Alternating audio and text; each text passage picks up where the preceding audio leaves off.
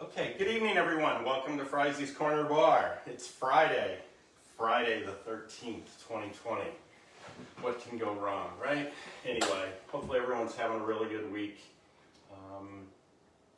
Great rainy day today. So we focused on some indoor things. And tonight, Shannon has a really interesting set of cocktails to make for you guys tonight. So I was going to do something regarding food and helping with Thanksgiving prep and that things of that nature, but I've decided to change it up a little bit. As you can see, I have a glass here, and I'm going to pour a little bit of wine. I'm actually going to talk a little bit about wine. Thanksgiving, it's almost here. It's the one day of the year where most people have wine on their dinner table in celebration, part of their family traditions, things of that nature. So I thought I'd spend a little bit of time tonight talking about different styles of wine that goes with turkey. But before we do that, more important things. Cheers. Cheers. Love you. Cheers. Cheers. Love you.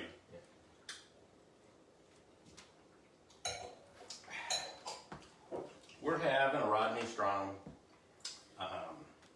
Cemetery from 2012. It's a Meritage. We picked this up out there a few years back, and it's just a really nice wine that I wanted to pop open tonight. So, most people are probably going to have turkey for Thanksgiving, and turkey is a very versatile main course or entree or meat, only in the fact that you've got white meat that goes well with a really nice white wine, and the dark meat is hearty enough that it can stand up to a nice mid-body red, such as a nice Pinot. However, the devil is sort of in the details, and what I mean by that is that you have all these extra things that go with the turkey. You have gravy, you have stuffing, there's different styles of stuffing, you have green beans, you have casseroles, you have something that Aunt Doris made and you have no idea what it is and no one touches it. But anyway, you just have all these different things that you have to try to match and pair your wines up with. So try to look for something that would help kind of explain it. So I thought we'd take the word turkey and spell that out. T for toast, champagne, bubbles. Everyone loves champagne, Prosecco, things with bubbles. That is one wine that you can serve all the way through the meal. So you don't have to worry about buying various reds, various whites. You get some nice bottles of champagne or sparkling wine and you serve that. The next letter is U, unique. You could actually do a wine pairing with each course that you have. And let's assume that you're having 8 people over. You would pour out 2 ounces per person, and it's a small little tasting. So you'd have your soup, have a wine that matches with that, have your salad, a wine matches with that, your main course, all the way down the line. We've done those wine tastings, and they're really nice. Everybody gets about a 2-ounce pour. The other thing you can do you can do, next letter is T-U-R, red and white. And that is sort of my favorite. I lost my train of thought there. R in turkey, T-U-R, red and white. And what I mean by that is you pick a nice red wine and a nice white wine, and you just have those available for your guests.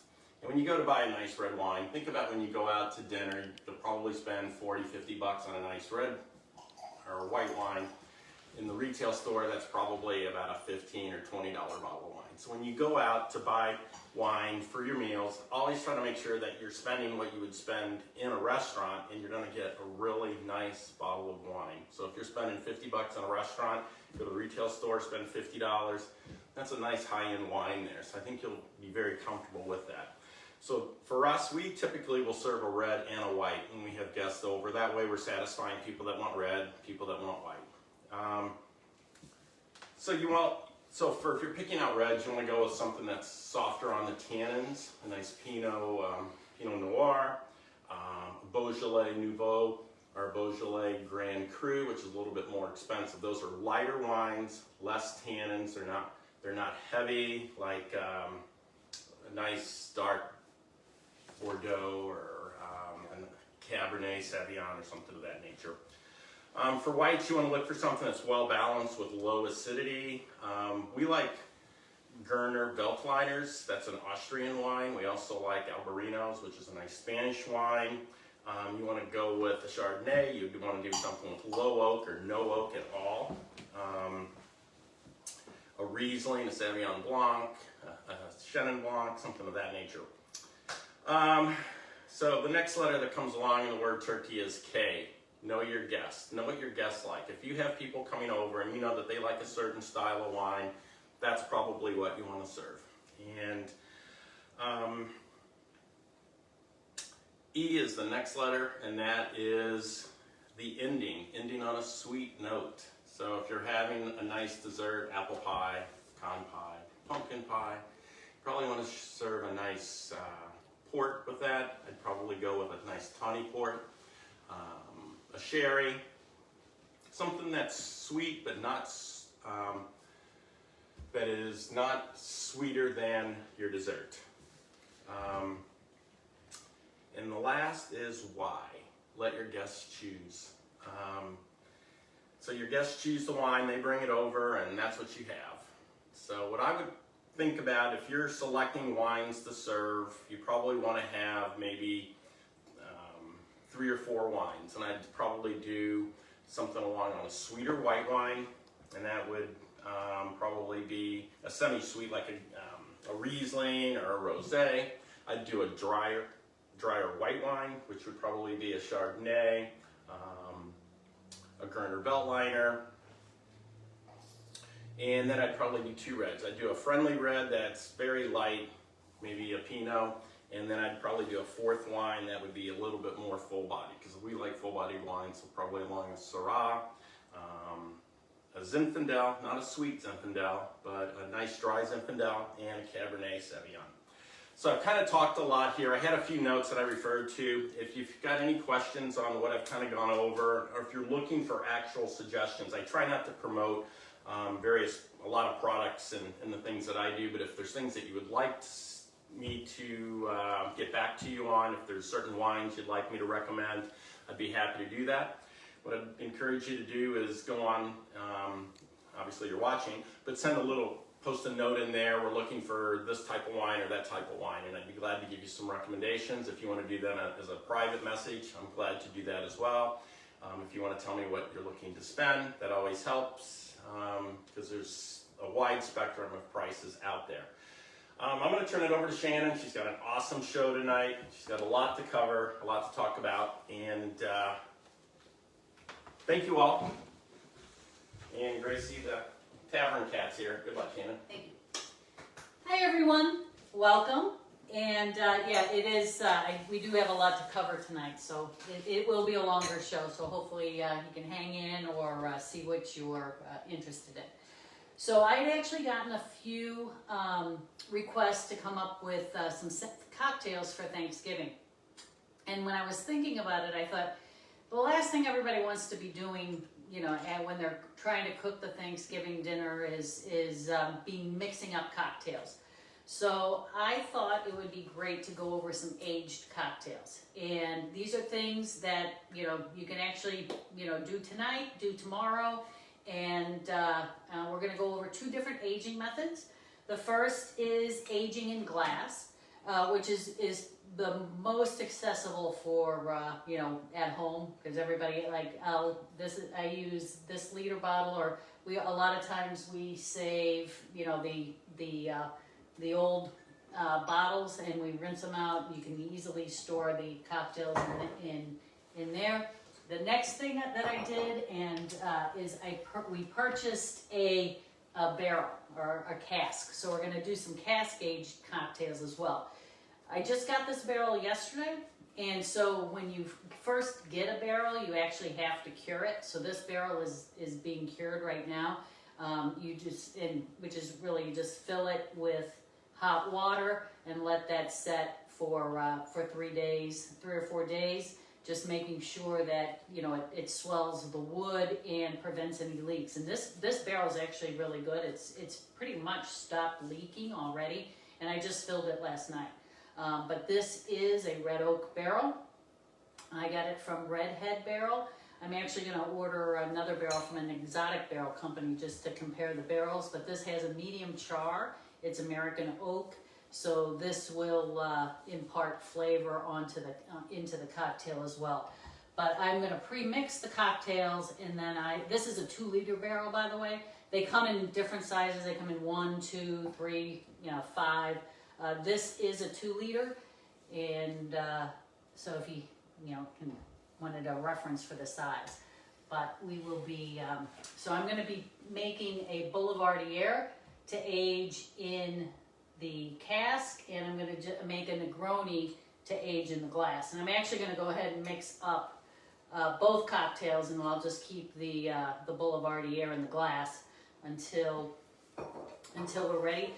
All the recipes are sized for a 1 liter, and since this is a 2-liter cask, you just double it times 2.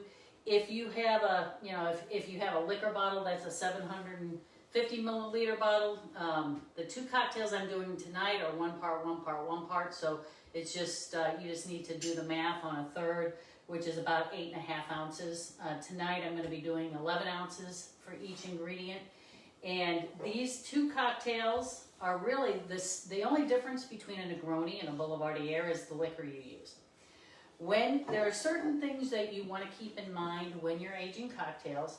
First is you only want to put in shelf-stable ingredients. And then I'm going to, at the end when I make the eggnog, it's going to be completely off that. But typically you only want to use shelf-stable ingredients, which means you don't want to put any citrus in.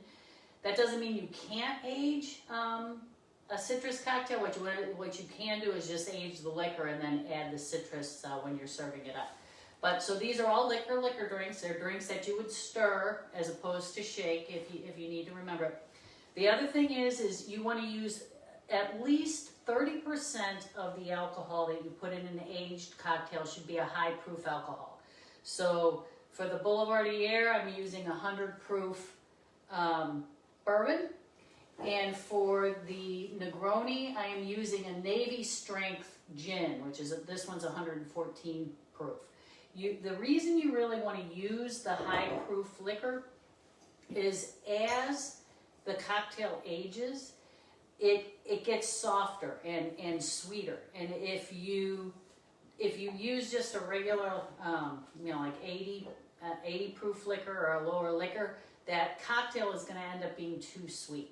So you actually on the aged cocktails, you want to go with the higher proof, and they will mellow over time. You also, if your recipe calls for bitters, you want to add the bitters at the end, because as you age, that bitter can actually overtake the entire taste of the cocktail.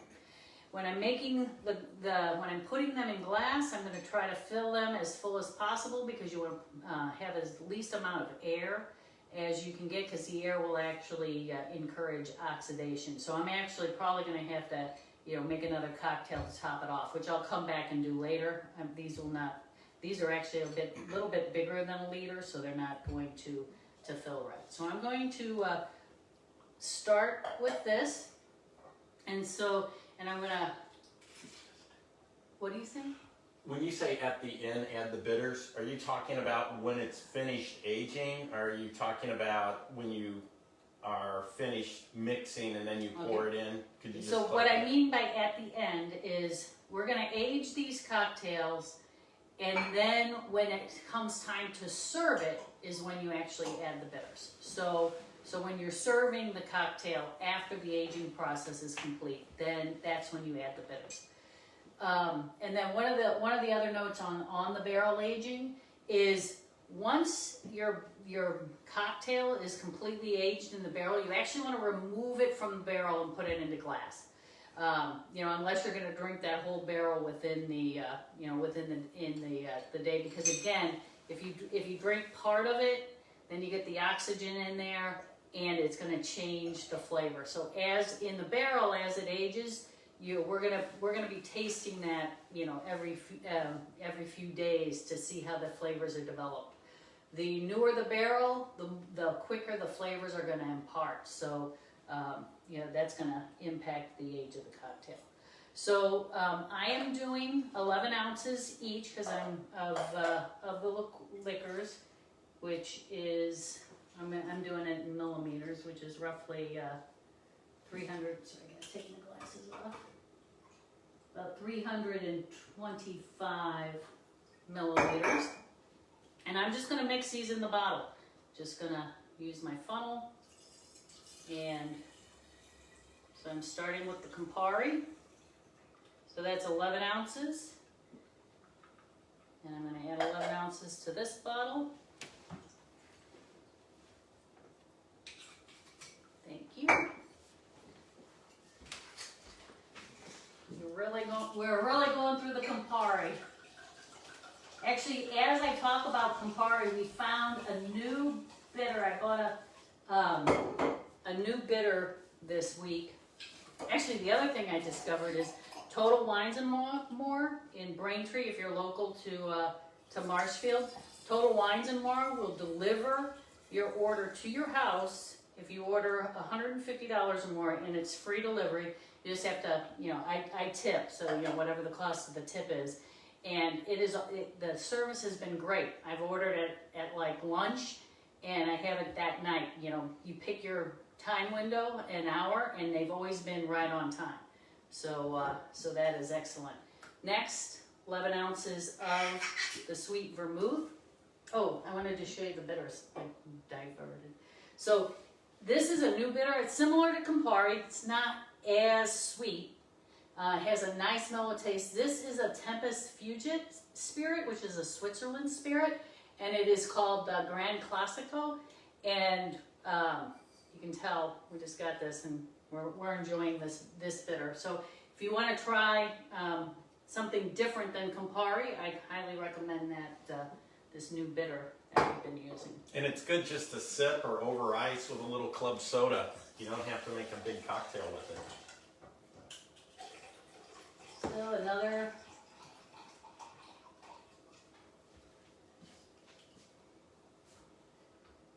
325.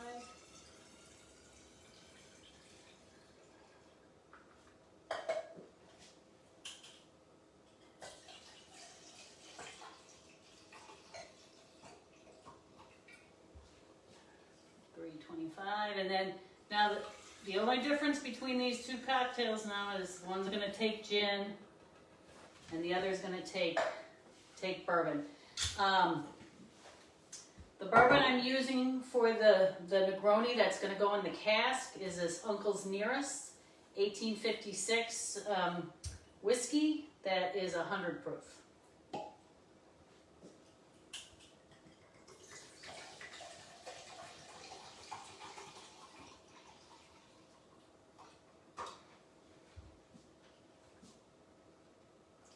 As I said, these bottles are actually bigger than a liter, so I'm going to come back after the show and top that off. But we're just going to mix this up. It's 100% shelf-stable liquor, so I'm just going to store that in a cool, dark place until I'm ready to put it in the cask. And then in a couple weeks, this one will be, very tasty, right in time for Thanksgiving. And I have my, this is the Navy Proof Gin. Again, pour it in my bottle. Come back and I'll top that one off. But so these are just going to go in the go in a cool dark place. Whenever you're ready to serve them, you will. If the day before, you can put them in the refrigerator if you want to cool them off. But because they're stirred cocktails, you do want to stir them because it is important to get the water in the cocktail. You want that dilution. So when you're ready to serve them, you just pour them on ice, give them a stir. And then these cocktails can either be served in a chilled coupe glass, or you can put a big rock in them and pour them right over the rock. But you do want to make sure you stir it. And add the bitters. No, neither of these drinks have bitters. Okay, all right. It's just if you picked a cocktail that had the bitters, then you would want to add the bitters at the end. But yes, but these don't have the bitters because they already have this Campari in it, which is already pretty bitter. So I'm just put these over here. So these cocktails would be good for making little holiday gifts. Yes, yeah, we can actually take them, put them in a small little bottle, and give them out as gifts. The other thing that I started today, which I'm excited about, but I'm not sure if it's really gonna be worth it, is I started making the basis for limoncello. So, and a grapefruit liqueur. So I bought about 10 Myers lemons, and using my citrus peel, you want to make sure you use a citrus peeler because you don't want to get a lot of the pith in. You take all of the rind off the lemon, put it in a quart mason jar, and then you fill it up to the top, completely to the top, with 190 proof Everclear. And we are going to let these, and I did the same thing with grapefruit rinds. We are going to let these age in cool, dark place, shake them every day until about 2 weeks, until basically all the color is going to be leached out from the lemon rind, and it's going to be in the juice. Then you know it's ready. Then we're going to make a simple syrup with 6 cups of sugar, 4 cups of water, and we are going to put the simple syrup in with the liquor, because that's going to decrease the proof. And then we're going to put it in bottles, and we're going to let this age for 2 more weeks at least.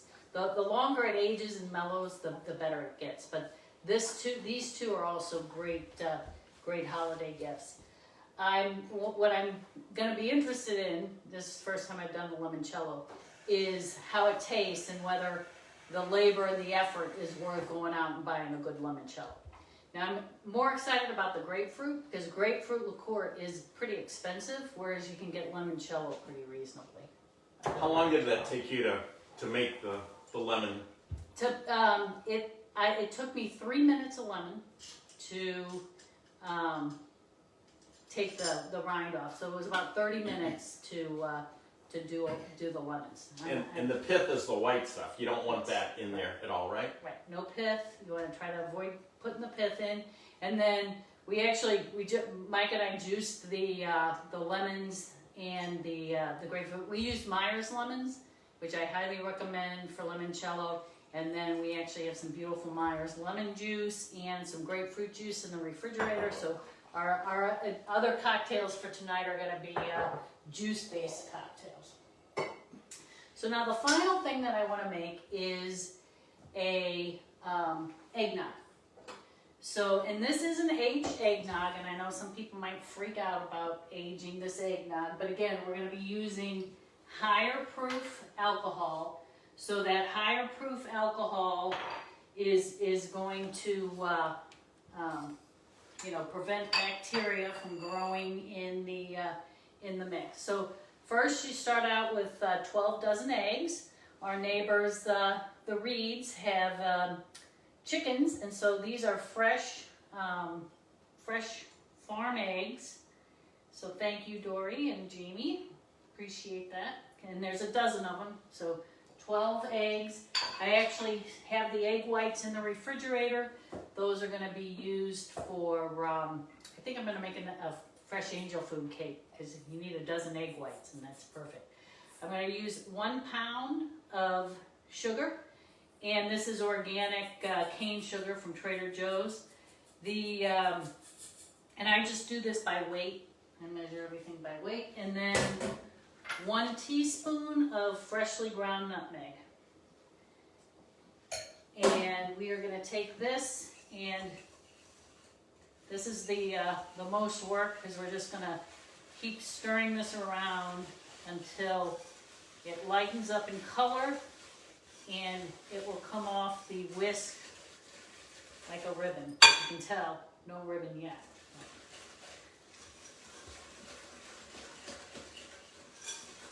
Can you do this while can you stir that while Max is coming to stir? So now what I'm gonna do here is I've already put my 1 pint of heavy cream, 1 pint of half and half, and 1 pint of whole milk. And that's already in this container. I'm gonna add a 1/4 teaspoon of salt and stir that. And then I'm going to add 1 cup of each Myers dark rum. Now Myers is a Jamaican rum that is very molasses forward, so it goes very well with the nutmeg spices and the eggnog. So I'm putting 1 cup of this Myers dark rum.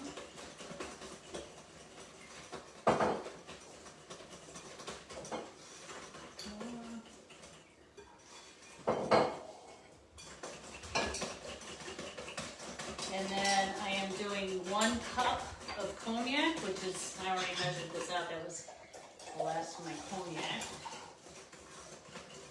And then I chose, now you could have done a high proof cognac. I chose for my eggnog to be a high proof bourbon, and I'm going to use the Knob Creek 100 proof bourbon for this cocktail.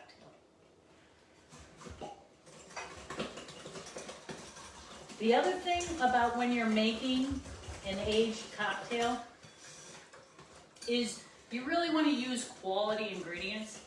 Aging a cocktail is if you use poor ingredients, aging it is not going to make it any better. Ribbon, there we go. There you go. Okay, well, stand here and I'm going to pour this in and you keep stirring it. So I'm stirring this up and then I'm going to pour it into the egg mixture while Max stirs. Whoop. It's a little slower, yeah. Sorry. And so you really want to use quality ingredients because aging it is not going to make the ingredients any better. What aging will do is it will elevate quality ingredients to a different taste and a different space. So once he is done with that, we are going to transfer it to these quart jars and we're going to put it in the back of the refrigerator. And for a minimum of 2 weeks, they actually, this can actually go up to a year or more in the refrigerator, but it will age and meld all the flavors together nicely. So those are all of the holiday cocktails. This is a great time to prepare them because they all take, they all will, take 4 to 6 weeks to age, and they'll just get better and better with time. So if you're interested in making any of these, I'd recommend doing them this weekend. So that's it. So sorry this was so long, but it was holiday special. So thank you for joining us. If you have any questions, please let us know. Like, share, and comment. Like, share, and comment. Like, share, and comment. Happy Thanksgiving. Thank you all for watching. Yep. And we'll see you next Friday.